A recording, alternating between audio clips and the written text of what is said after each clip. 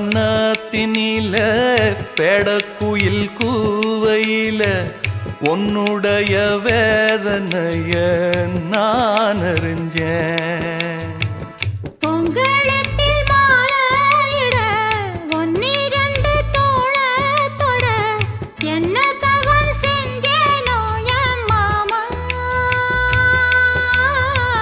வண்ணக்கிளி கையத்தொட சின்ன சின்ன கோலமிட உள்ளம் மட்டும் வழியே நானே உள்ளம் மட்டும் வழியே நான்.